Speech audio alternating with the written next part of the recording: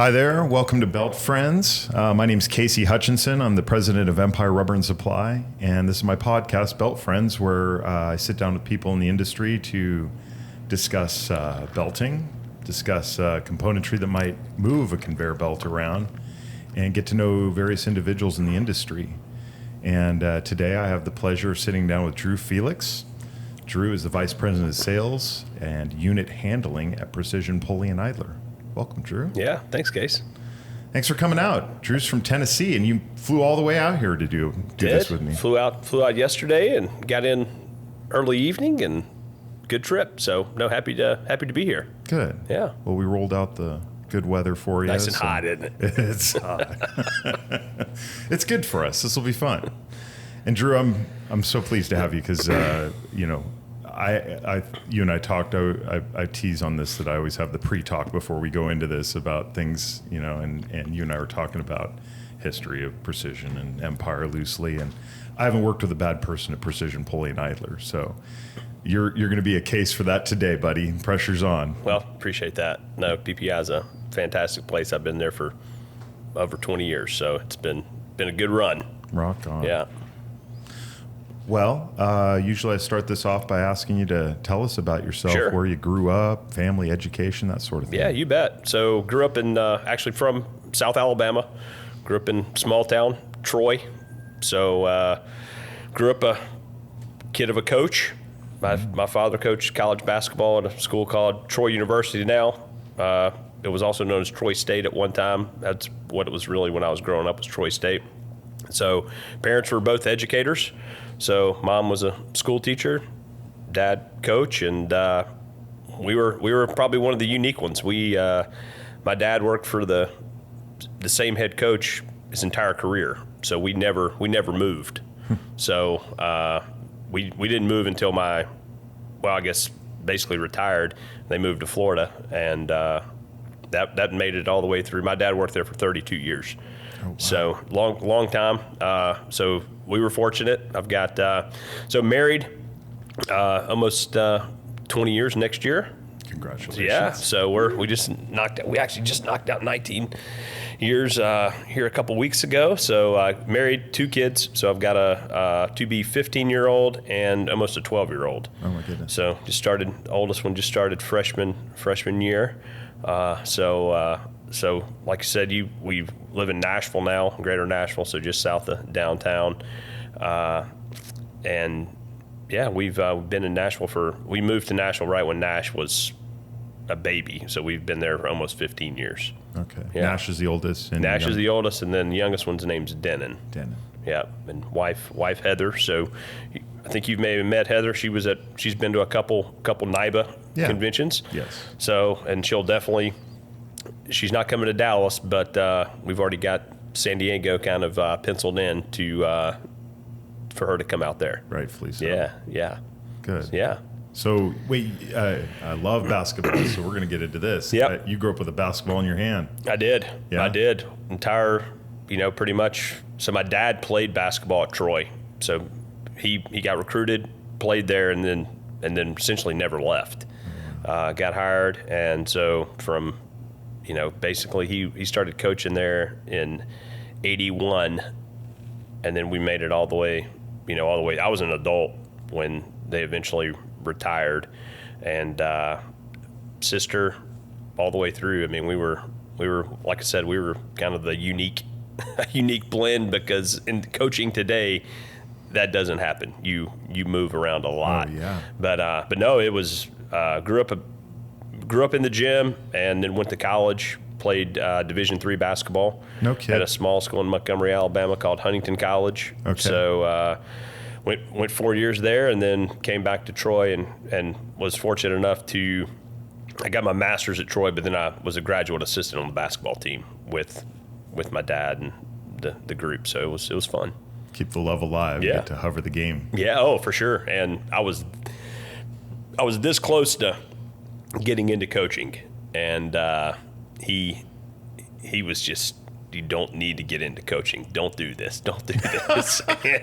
and here I am. I've actually got a degree in accounting, and I worked for Ernst & Young for about a year. Ernst & Young, okay. So you were doing accounting. I was doing accounting. Yeah, I was doing audit.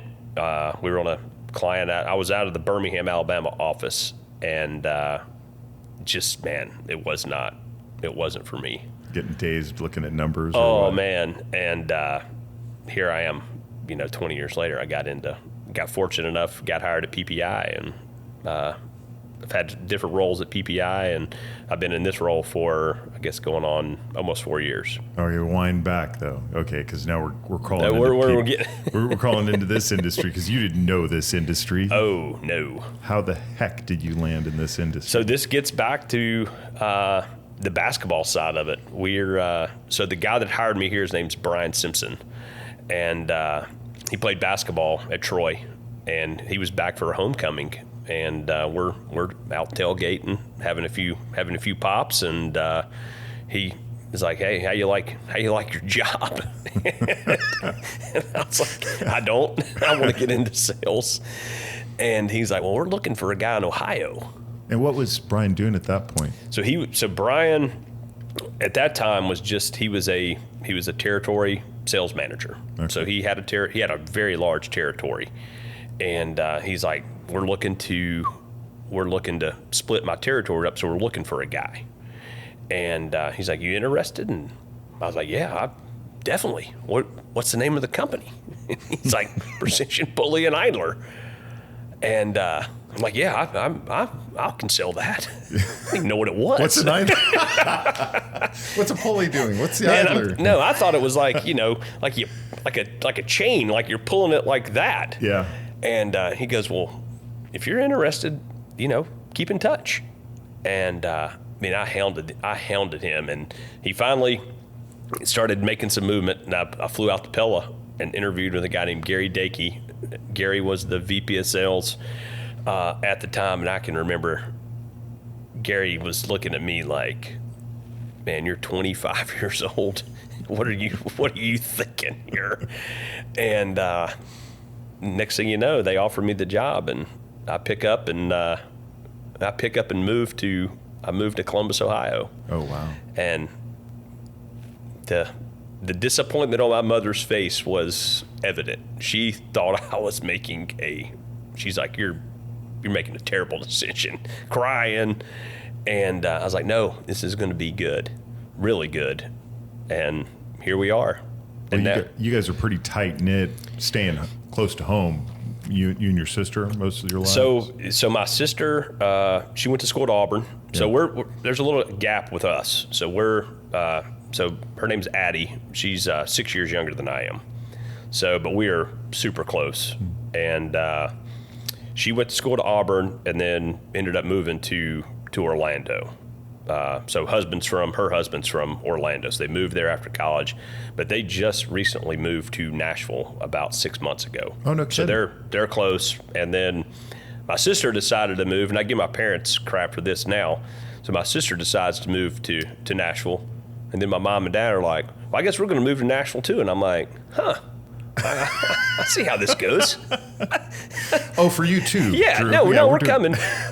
Now, I got the better end. They moved about 2 or 3 minutes from where we live. Oh, so they're very close to our house. But no, we are. It's fun. So yeah. That's awesome. Yeah. So, okay, here comes Precision. They've got you in Ohio, and you got to learn all about what a pulley and an idler is so you can begin to sell this stuff and go knocking on doors. Yeah. There's rigorous training, I'm assuming, back in Iowa. Went through some training, but it's also, hey, here are the keys to the car. Go figure it out. Well, talk to my audience real quick also before we get further with you. What do your components do in the world of conveyor belting? Because Sure. a lot of people here have heard about conveyor belting, but you can't do a damn thing with a belt without being able to turn it. Yeah, so our component, on the pulley side of it, it helps drive the belt, support the belt. So you've got a lot of different positions where the pulley could be, but it essentially on the drive side of it, it attaches to a motor reducer, and that helps turn the belt. On the idler side, it supports it. So when the belt's what the belt rides on is the idlers, and different features and benefits to all of it. And we pride ourselves on a very high quality product, and I think the success that PPI's had. I mean, we're almost 50 years old, so not, we're not there's companies that have been around a lot longer than PPI, but we're, when you look at brand, PPI is really the Nike or the Apple of pulleys and idlers. Absolutely. Yeah. Yeah. No, I can attest to that. I've been a distributor of yours for well over 30 years now, beyond my career. So it's been a a pleasure learning the product, because I didn't. I mean, we were laughing about it a minute ago, but I mean, I didn't even know what pulleys and idlers were. Like, seriously, like no clue. Yeah. No clue. Didn't even know what a rock quarry was. And now, you're driving down the road and you're like, man, there's a quarry. I mean, Yeah, you know where the business is absolutely. Yeah. You look for it now. Yeah. Yeah. So you're knocking on doors, you're helping other distributors out, and kind of hand holding, but also latching on to them for some education along the way to 100%. Yeah. So I had they moved me to Ohio and had a huge territory. So I had Northern Ohio, Northern Indiana, Michigan, and then I had all of Eastern Canada. And then for fun, they said, hey, how about you take Maine too? Oh, wow. And hey, 25 years old, not married, was dating my wife, and just kind of lived on the road. Yeah. And start meeting people and making relationships, and kind of one thing leads to another, and you start growing some business opportunities here and there, and meet a lot of great people. I think that's the thing that gets missed about this industry is the people. This is a very genuine, great group of individuals that work in whether it's belting or aggregates or mining. It is an industry that goes definitely way undervalued. Amen. For sure. Yeah. For sure. Very unrecognized too. 100% it's unrecognized, and it needs more value, because, these are great careers. And yeah, you have to work hard and pull your pants up, for sure. But it's an industry that people don't put enough emphasis on, for sure. I think it's starting to get better, but it's been a great career for me. And look at you, and a lot of my good friends that are in this industry. We've all been very fortunate. Yeah. Amen. There's been a lot of discussions out at the National Industrial Belting Association meetings and the convention of how we can broadcast more, how we can try to make those reaches. And I've talked to other people who've mentioned it. Once you get into this, it's something you can take in so many different directions. You're proof of that from grabbing a hold of it and getting to know this various states that you'd never thought you'd wander into. Here, I made you come to Portland for crying out loud. No, and I've been fortunate with it, because PPI's we've got a facility in Santiago, Chile. Oh, wow. So I've been down there a few times, and I've got to travel to Europe for work. So yeah, I've been fortunate to travel, not around the world, but I've seen a lot of places I wouldn't have otherwise seen without the opportunity here. Yeah. Dang. And work with a lot of people. Absolutely. A lot of people, a lot of different cultures. Yeah. Yeah. Had a lot of great food. Well, you take advantage of the things you can when, that is something that, we talk about life on the road and that sort of thing, and doing the work, but then there's the downtime, and boy, it's all yours, when you're living out a hotel room for a week or whatever, damn straight you better eat a good plate of food along the way. Every once in a while. It's not Subway sandwiches every night. No. But also, I know you to be very relationship driven in the work that you do. So finding the right people to share that, a table with and have a plate with, and at the end of the day is kind of a good benefit along the way too. Definitely. Yeah. So you made it into outside sales and you started slinging through different territory. You've got you've got a heavier title now that you've Yeah. you've climbed a few rungs in between that along the way. I have. Anything that dragged you back into the office, or have you always been out on the So road? I've always been on the sales side. Okay. So I was outside, so I had a territory.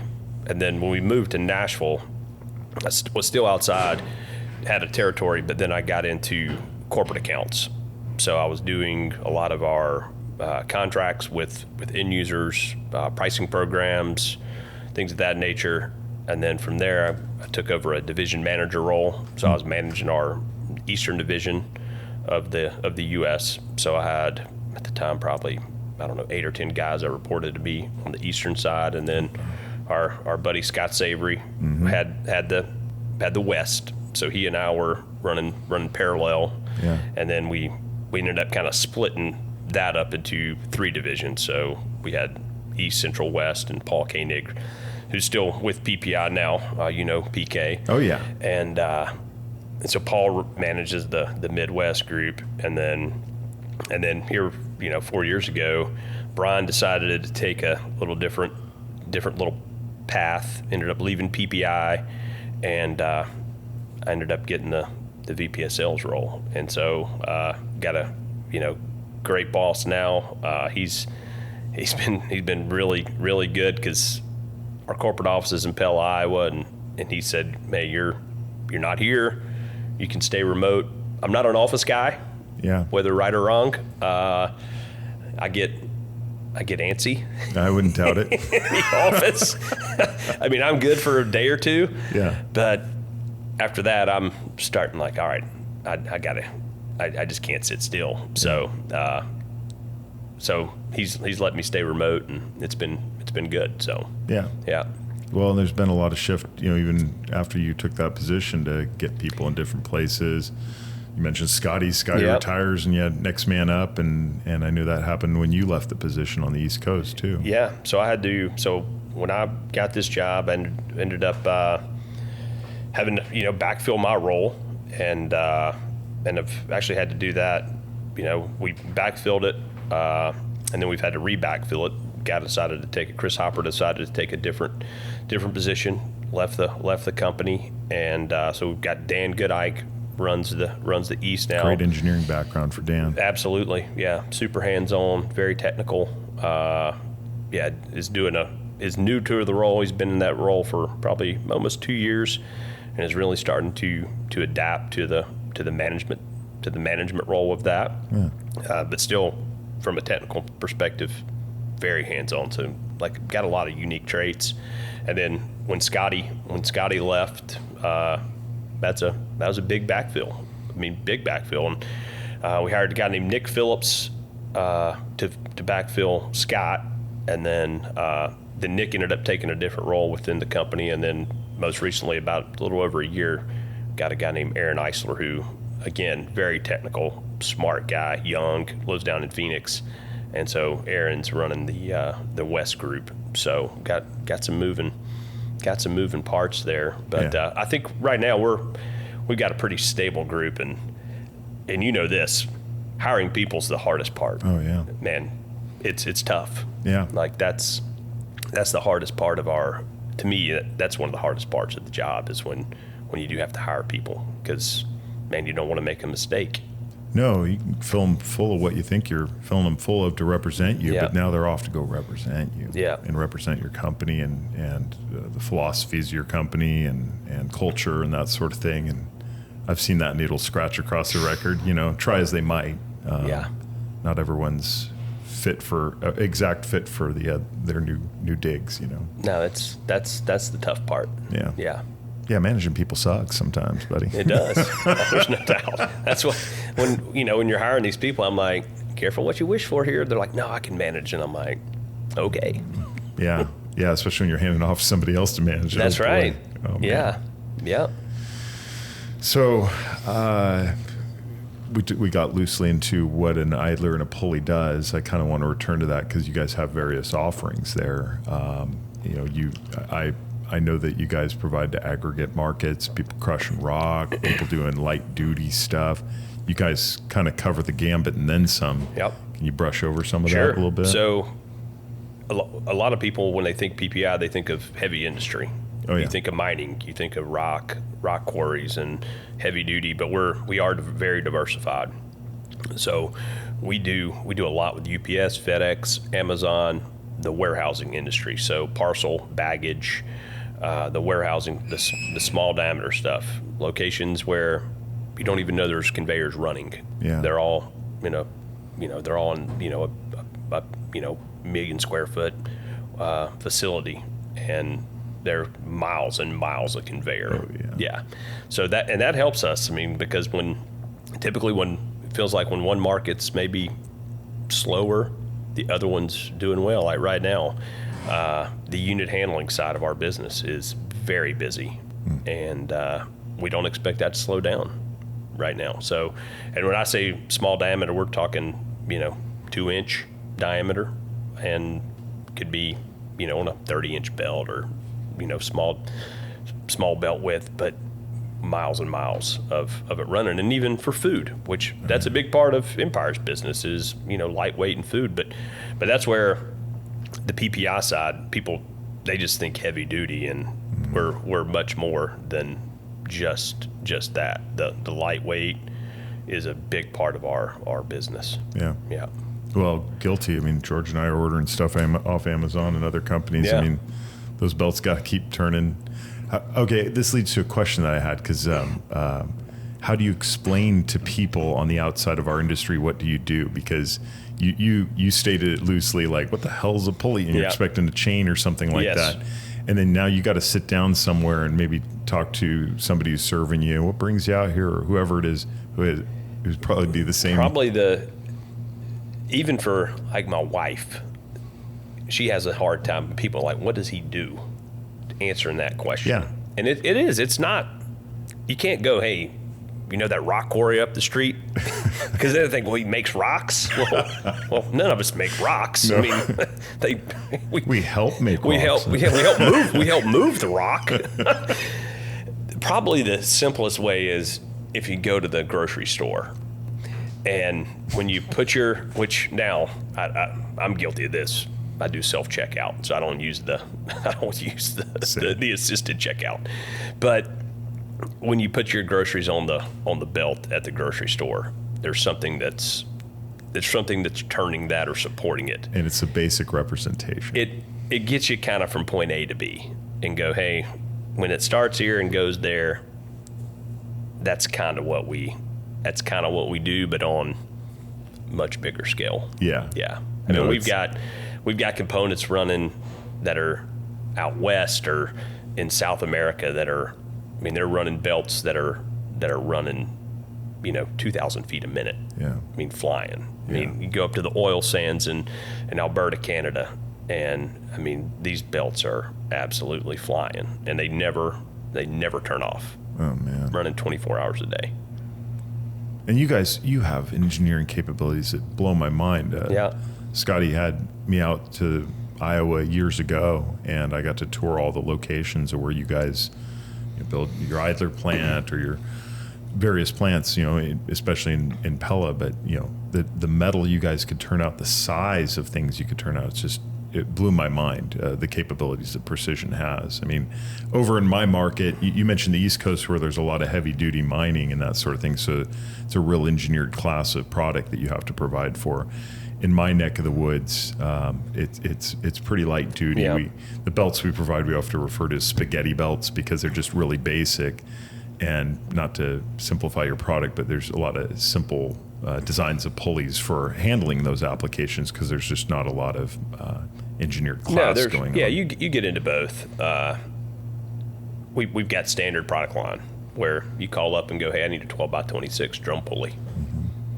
There's not a lot to that. No. I mean, you're talking a couple pieces of flat plate that are rolled and welded together, and throw a shaft in it, and off you go. Yeah. But then you can also get into a 60 by 80 that's got a 20-inch shaft in it, and we got 4 engineers that are designing that thing. Yeah. And there's a lot of reliability to it, because those aren't off the shelf. No. And if something happens and that goes down, then then a Freeport McMoran, they're looking at you going, hey man, we're down. What's the lead time on this? Yeah. Months. Yeah. Yeah, you can't afford to screw that No, up. so reliability on all the products is critical, but there's aspects to it that are very high reliability. Yeah. And you're talking hundreds of thousands of dollars. Yeah. Yeah. That's what's cool is we always run into something new, don't you? You run into something new all the time. Sure. Yeah. Yeah. I mean, we have, we'll participate in the NIBA show here in a few weeks, and you always walk around there, and somebody's always got something kind of the new greatest thing. Well, we've got a big show coming up in March with Con Expo out in Las Vegas. That's for us. That's the largest trade show that we participate in here in the U.S. Yeah. Would you explain that a little bit? Because I know how big that is. Not a lot of people know what the ConAg Expo is. Yeah. So ConAg it's every 3 years. It's in Las Vegas, and it's it's really like anybody that's in the construction industry, whether it's aggregate or mining, they attend this. And so you look at PPI, we're there, but then when you want to even get it on a broader scale, Caterpillar, Komatsu, Volvo, all the big, heavy, truck people, John Deere, they all participate in that show. And they've got, PPI spending a lot of money on ConAg. Oh, yeah. A couple $100,000. Cat and those type manufacturers, they're spending millions of dollars. It's amazing the equipment they roll out there. Yes. I mean, towering, and that they can hang flags off of it and stuff. And they're taking, they'll take PPI's booth is big, but what they'll take over, a quarter of the convention center with all the trucks and all the big machinery. It's something to see. Yeah. I hear they bring it out with a lot of high hopes that they sell it so they don't have to yard it back. Well, a lot of times, supposedly it's sold to some customer on the West. So fingers crossed. Yeah, exactly. It's huge. I went there once, and it was probably a decade ago or better, but in 2 or 3 days, I didn't see the whole show. No, you can't. It's inside, it's outside. If you wanted to see the whole show, you probably you got to be there when it opens and plan on being there I think it's a 3 or 4 day show, and you to see it all, you've got to be pretty dedicated. Yeah. Well, I was impressed, and Precision had a booth at the time, and what was new at the time I went was, I'm going to get nerdy here for the audience and getting into the builds of what Precision can do, but it was a huge thing when you guys went with the end plates. Normally you had profiled end disc. Profiled end disc. Yeah. To go pro duty. Yep. And I was always a QD buyer, and gee, Mr. Customer, I actually was at the booth talking to Scotty with one of my customers at the time, and I said, this solves a lot of problems. And they were an OEM too, so they knew very well what problems it resolved of having a one piece instead of one extra item welded together. Yep. And then, there's always a risk of what's going to how that pulley could break down sooner than you folks would want, anyone would want. And it meant just turning one more bolt. That's really what it boiled down to. And I turned to him, I go, you going to cry if you or your customers have to turn one more bolt and you can eliminate this problem? What are we talking about? And from there, we just converted our whole line over to it because it was you didn't have to stop and think about it. It made a lot of sense, and it was great invention. It was a product we had. It was more of an engineered or premium product at the time, but here we are 15 years later. That's pretty much the majority of what we sell. Yeah. The QD product has really softened, and we don't promote it. So we promote Pro Duty, the one piece, the machined in hub. It eliminates that weld failure, and it's really kind of it's revolutionized the pulley world, because now pretty well all of our competitors have come out with that some sort of profiled disc, or at least something similar to that. Which was coming. It's a prudent evolve at that point. Oh, for sure. Yeah. Yeah. No, I mean, that's part of it. Yeah. When you come out with something new, I mean, we're all kind of in that, if you're not the first, you're gonna copy it some way or another, right? I get it. or you're gonna at least get a little bit a similar product for sure. Yeah. So yeah. That was a good one. So relationship sales mean a great deal to you. Yep. I mean, big time. And that, I mean, I guess I say it like this. I'm cut from the same because my old man taught me, I grew up in the industry with following in his footsteps and I watched what relationship sales meant to him. I don't know how I'd sell this to anyone else. I couldn't imagine Drew putting on another game face to talk to me because you and I have talked shop and plenty of shop, but you and I have talked pleasantries and, Sure. And enjoying one another's company. I don't know a different Drew. So I imagine the same is spoken with the relationships you've developed, of just you being you and solving people's problems. That's, that sort of thing. I'm 100% guilty of being a relationship sales guy. No question. Yeah. Can I talk shop? Absolutely. I can talk features and benefits of our idler and the pulley and all that. But hey, I'm at the end of the day, if I can get to Casey and Casey starts liking me, the chances are a lot better that he's gonna give me a shot. Yeah. And then, maybe another shot after that. And then that's where, hey, that's my job. Let's start creating some opportunities. And then the PPI piece comes in, the manufacturing, the inside sales, the other support that we have as a company kicks in.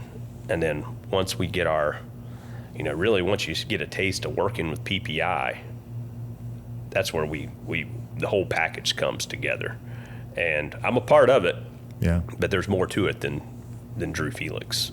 There's having a relationship with Becky Stevens, our inside sales manager. Hi, Becky. And she's fantastic. And I mean, she's still to this day. I mean, people call PPI looking for her.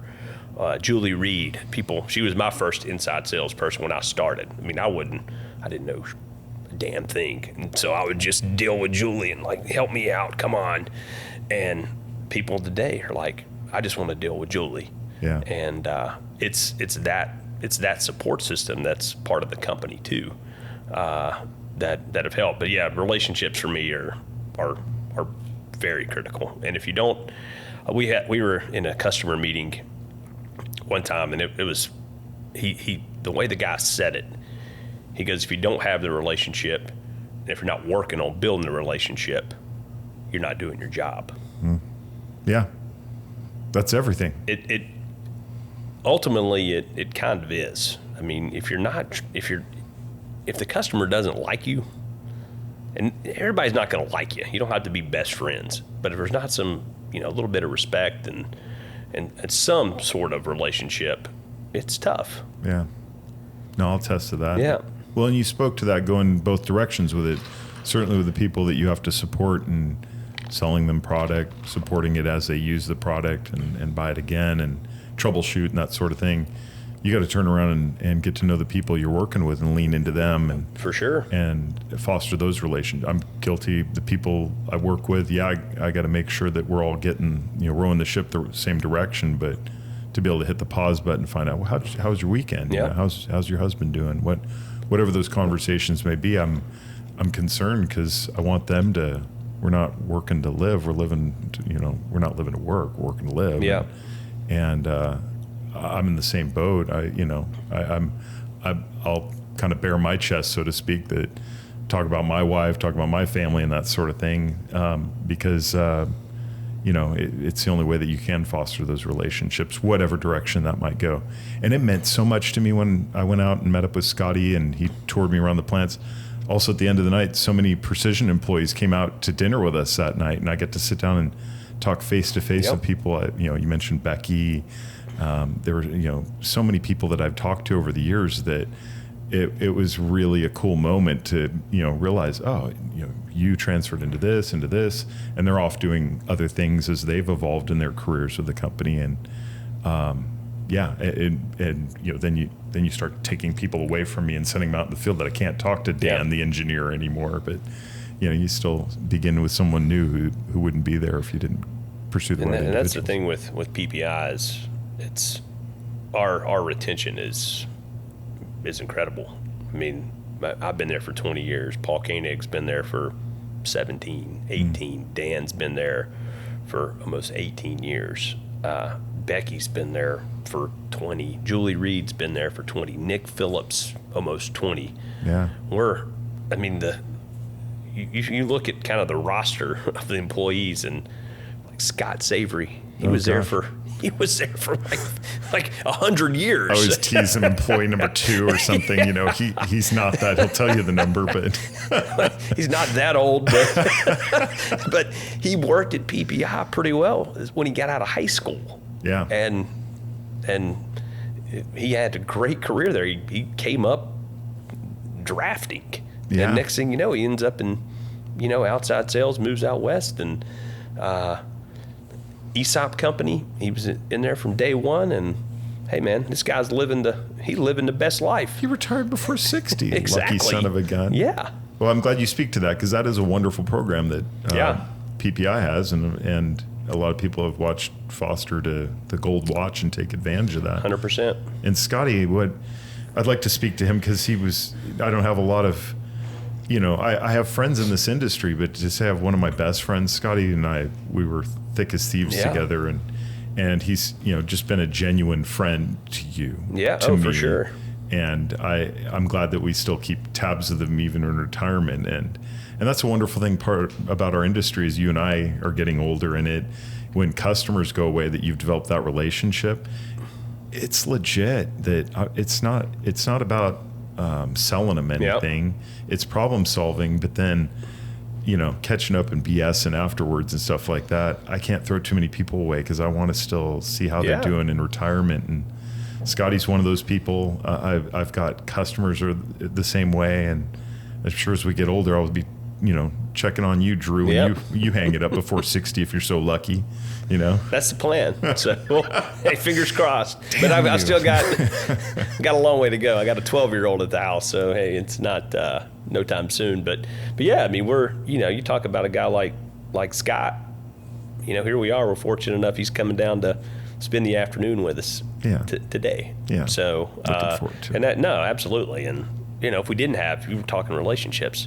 If we didn't have that relationship with him, he wouldn't be coming down here. Mm-mm. But no, he's coming down, and we're going to have a great time. Yeah. Great time catching up with him. So, yeah. Talking shop and who knows what else. Heck yeah. Yeah. Yeah. All right, well, talking shop, we've done enough of that. It's time to circle back to more of Drew. Okay. What's fun when you're not doing this, Drew? All right, so this will sound probably a little strange, but oddly enough, I like doing yard work. Okay. A lot. Like, I enjoy. Are you fastidious about your yard? I'm pretty picky about the yard. Okay. So I truly enjoy like cutting grass, and weed eating, and taking care of the yard. Got a pool at home, so the pool's kind of my baby too. Keep that pH level up. I'm monitoring that. Okay. So when I'm gone, like this week, I'll be gone for 4 or 5 days. So Nash, my oldest, he's kind of the second man in line for the pool. Okay. So I was on the trip. We had just got the pool. Like the pool's like 6 months old. Okay. I'm in Dallas, and we get a hell of an ice storm at home. Like it's freezing. So I'm calling the house. I'm like, hey, go cut the pump on. Like make sure this thing's running. So Heather goes out there, and she cuts it on, but she turned the waste on for the water. It starts. So every time the pump came on, it would waste water. Oh no. So it froze. Oh no. And so she got fired from all pool duties. I was like, you're not allowed to touch the pool like ever again. Don't even like worry about it. So that's funny. So Nash is my right hand man. But I like doing yard work, like taking care of the pool, play golf. I'm not we're gonna we're obviously going to play today. But if somebody probably gave me an option, I'd prefer to cut grass probably. No kidding. Yeah. Oh, wow. Yeah. Man, I wouldn't. Cutting grass for me is just no phone, no headphones, Yeah. nothing. Just get away. Oh, no kidding. Yeah. Okay. Nope, don't listen to music when I'm doing it. Just You just let your mind flow. just kind of wander. Yeah. Yeah. I get that. Yeah. I'm guilty of that. Yeah. I feel guilty that I wouldn't want to compare yards because I think you're a little more on your game than I've been. I've let it go this summer. I don't, You're not out. weeds are weeds. Sometimes oh. you can't, sometimes they get the best of me. I figure I got to let them win for the time being because I want to go play in the boat and that sort of Well, thing. and I'm good with that too. Like I'm like we like going to the beach. All those good things. So Yeah. I mean, we did. The boys are at a fun age too. We went to the Virgin Islands for spring break. Oh, nice. And they love that. So like they're already like, are we going back? Yeah. And I enjoyed the Virgin Islands too. So I'm not gonna deny that. Well, you got to lap it up while they're here because, That's right. my God, we know Yeah. when we got older, we were flying the coop and it's hard to reel us back Yeah. in. And we like, we've talked a little bit about it, but there's nothing like also like a good meal, like kind of a foodie. Oh, yeah. Yeah. Yeah. Yeah. And that's in your wheelhouse, even regardless if you're on the road or at home. Oh, that's for sure. And I'm a guy I'll try. Like, hey, if it's, I've been in Mexico and we were eating like ants, like fried ants. I mean, and it's fried, so hey, you don't know the difference. So You know how finicky I am, and yet you got me to eat crickets one night, I think. So, yeah, you are. you stretched me out of bounds. You are definitely the foodie. So we'll, try things, but yeah, it's and where we're at, Nashville's, growing city, so Oh, yeah. plenty to do. Yeah, it's a neat We don't place. we don't go downtown a ton, but it's busy. Yeah. Yeah, Well, it's fun to have at your disposal and then go run and hide when you don't want to hang out. that's right. Yeah, I get yeah, that. exactly. Yeah. All right. Well, I've been trying to foster more thought with deep questions along the way. So this is one I came up with. What is one of your fondest memories Of Drew Felix's life? Wow. You got to answer carefully because this can be judged by your wife Wow. and your sons. But I'm only asking for one of them, so it doesn't have to rate anywhere. I'm gonna give you some outs here. Maybe this is too deep. goodness, Start wading in. What's your greatest Man, fear, Drew? No, no, I'm not going to throw man. too many rocks. I was gonna say, I've had some late nights now. Oh, I know. I figured you've had enough experiences Oh, in life. You man. can spit something out, and it could be one that comes immediately to your head. So there's no judgment on anyone who loves you. Probably growing up, I guess like a really good memory would probably be my dad and they played for the national championship D2 in 92, Oh, wow. 1992. So got beat by Cal State Bakersfield in the national championship game. That's a pretty good memory. Wish we'd have won the game. Of course. But the night before, played in a like unbelievable like overtime, I think a double OT. They beat New Hampshire, and it was like 128-124 double OT in a like shootout. Holy crap. The next morning we had to play Cal State and ended up getting beat. But that was a pretty neat memory. Yeah, I mean, I was young. I was only 11, 12 years old. yeah. So, but that packed crowd yelling and oh man, Springfield, Massachusetts, Basketball Hall of Fame. That's right up there. well, and the ties to your dad being. And I was, I sat on the bench. I was the coach's kid, whatever, Yeah. sitting on the bench. That was a pretty cool memory. I'm sure there's others. I mean, we could, I figured I'd pitch in one out of you. You don't have to start. Yeah. Well, of course, when my son was born. Oh, you know. well, I mean, that's the obvious stuff, right? get you. mean, you know, and good memory. I mean, when Heather and I got married on the beach down in Destin, Florida. Oh, wow. Well, so we got married in July. It was only about 150 degrees. So with humidity. Oh my God. I mean, you know, and we're like, and we weren't in like suit and tie or tux, or it was casual, but it was hot. I mean, it was hot. I mean, we were, sweating through our like pants, like hot. I mean, it was, so, you know, that's kind of a silly one, but, well, it can't be perfect. You got to have some. Oh no, it was so hot.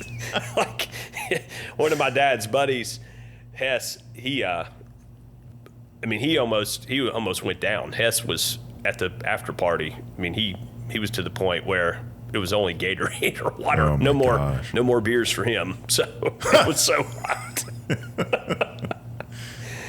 That makes a memory. Yeah, but I don't know, man. I've been fortunate. Had a, you know, great parents, great family now, and it's been a fun life and shit, man. 44 years old, and hey, here's to hopefully 44 more. Heck yeah. Yeah. So good for you. Yeah. Drew, thank you. Oh man, this has been awesome. I knew it would be. I knew it would be. I was grateful that you wanted to do it in person too. Yeah. Not that we can't pull it off with modern tools, and George and I have pulled that trigger a few times, but just super grateful when you can come out, because you know. And I didn't expect to roll out such a red carpet for you with the good weather, but here in Oregon it rains 9 months out of the year for this beautiful stuff to finally occur. So perfect day, and it's going to get, you know, just going to get better here in a few hours. Just go tee it up, and we'll do it. Absolutely. So no, thank you for inviting me, and no, really appreciate the relationship. So amen. Yeah. Well, with that, we've killed close to a perfectly good hour. I'd like to thank George and New Wave Studios for helping me to do this. And as I mentioned in a prior podcast, George and I are pretty excited about the National Industrial Belting Association's annual convention. We're going to be on site interviewing a couple people while we're there. And George's going to be running around taking pictures of Drew and I and other people, and just interested in bringing this to other people who don't know our industry. We're looking forward to kind of expanding that. I know that's a heavy focus by the committee and members of it to let younger generations know what we're doing and try to reel them in. So with that, everyone have a good day. Take care.